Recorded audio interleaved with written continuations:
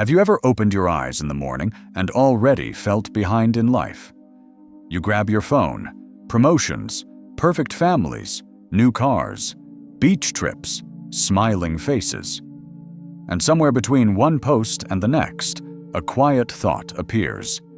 I am not enough. That sentence sits in your chest like a stone. You're in your 30s or 40s.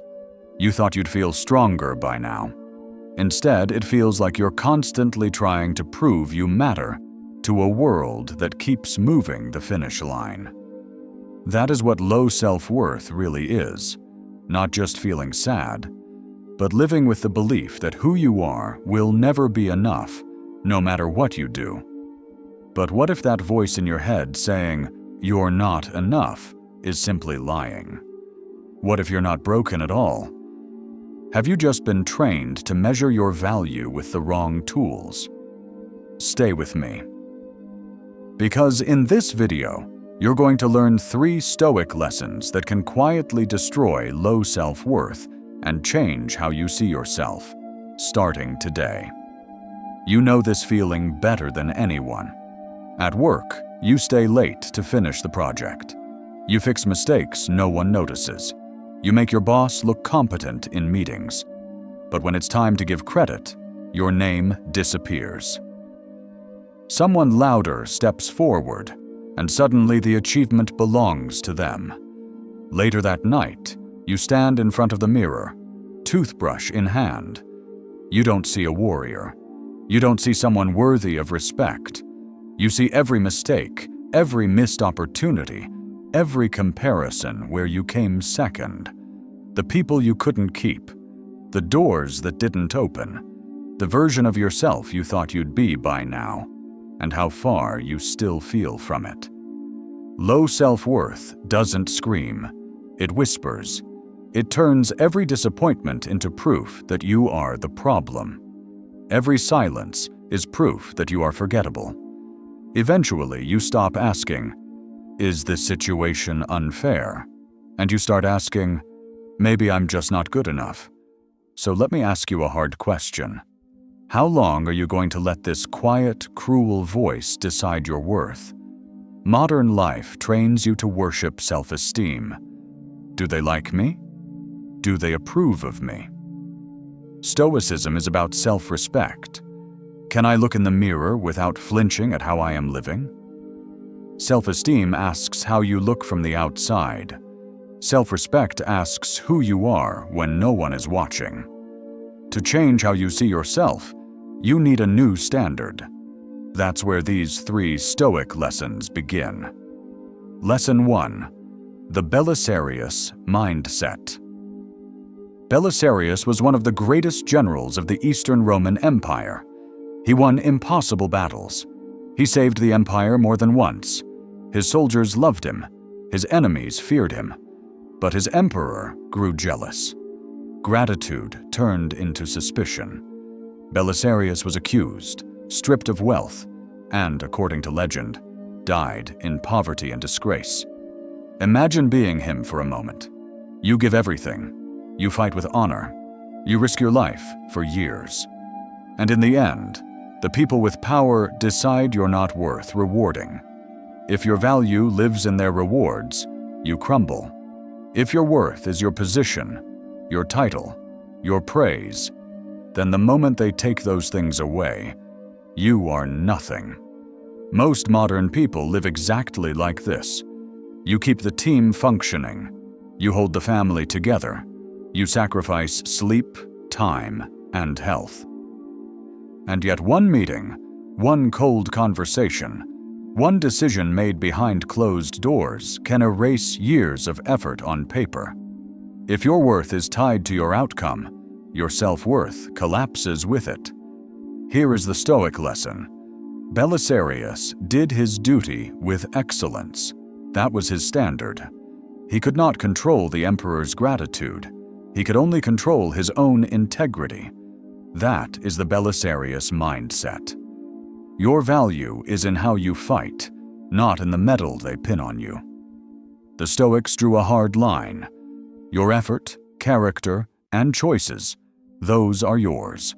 Your rewards, recognition, and popularity, those are never fully yours. You can influence them, but you cannot own them. So here is your reframe. My effort is mine. Their reaction is theirs. My job is to live up to my standards, not their mood. The moment you stop renting your worth to every boss, partner, or follower, you start rebuilding self-worth from the inside. Lesson 2. Befriending the Inner Enemy. Low self-worth is not only about what others do to you, it is about what you say to yourself afterward. If you could record your internal dialogue for 1 week and play it out loud, would you be proud of how you treat yourself? Or would you be shocked by the cruelty? Imagine your closest friend made a mistake. They lost a client. They said something stupid in a meeting. They texted the wrong thing and hurt someone they care about. Would you look them in the eye and say, "You're pathetic. Of course you failed. You always mess things up. You're not enough, and you never will be"? Of course not. Because you care about them. You want them to get better, not fall apart. So why do you talk to yourself that way? Why do you become a bully in your own mind? Seneca wrote about learning to become a friend to yourself. He didn't say you should flatter yourself or deny your flaws. He said you should treat your own soul like something worth protecting and educating. Stoicism is not self-torture. Stoicism is self-mastery. You cannot improve someone you secretly hate. And that includes you.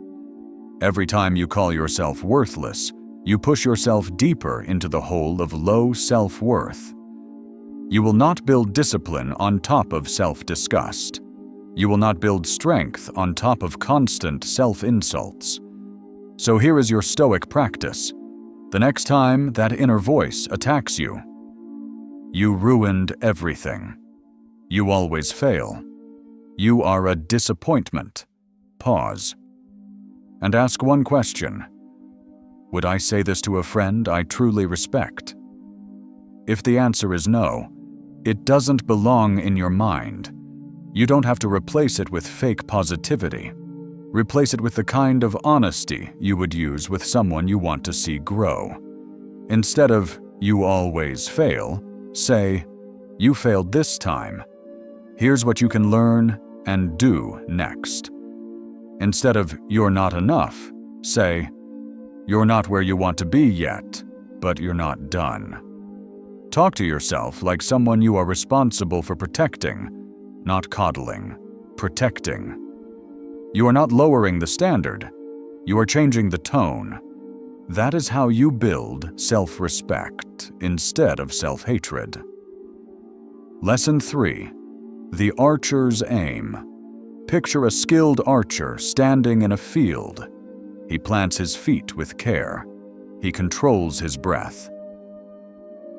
He pulls the bow back with strength and precision. He does everything right. Just as he releases the arrow, a gust of wind comes. The arrow drifts and misses the center of the target.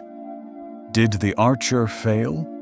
If you judge him only by whether the arrow hit the exact spot, then yes. If you judge him by his technique, discipline, and focus, then no. He did his part. The wind did its part. He is not the wind. Most adults never learn this difference. You want to control everything: your career, your children, your partner, your health, the economy, the future. When life doesn't hit the perfect target, you decide it means you are a failure. The Stoics had a different way of aiming. They used something called a reserve clause. I will do my best if fate allows. To them, success was not hitting every target. Success was perfecting their aim and showing up with integrity, no matter what the wind decided to do. Your value is not measured by how many goals worked out exactly as planned. Your value is measured by whether you kept aiming with courage and clarity, even when the wind was against you. You do not control every outcome. You control how you show up. That is where your self-worth should live. So when you set a goal, add this line in your mind. I will build this business if fate allows. I will rebuild my health if fate allows. This is not a weakness. This is protecting your worth from being smashed by every outcome you can't control. Do all that is yours to do. Let the wind answer for the rest. Now let's turn this into something real. Within the next 24 hours, do 3 small things. First, the Belisarius Mindset. Write down 3 actions from today that were aligned with your standards, even if nobody noticed. Train your brain to see effort and integrity as victories by themselves. Second, for befriending the inner enemy, catch one moment of self-attack and rewrite it into something firm but respectful on the spot. Third, for the archer's aim, choose one clear goal for the next 7 days and tie your worth to showing up each day, not to a perfect result. Say to yourself, my job is to aim. The rest is not my burden. If you practice these 3 things even imperfectly, you will start to feel something shift. You will not suddenly feel amazing every morning. You will not stop struggling with comparison overnight. But you will notice a quiet difference. You will feel less desperate for approval. Be less cruel towards yourself. Less destroyed by every setback. Because you will be moving from low self-worth to inner worth. From chasing validation to building standards. From hating yourself into change to guiding yourself into growth. Picture that same morning from the beginning of this video. You wake up. You grab your phone. The feed is the same. Promotions, vacations, perfect bodies, perfect lives. But your first thought is different. Instead of, I am behind, you remember, my worth is not in their highlight reel. Instead of, I am not enough, you remember, my effort and my character are mine. That is where I stand. You put the phone down a little faster.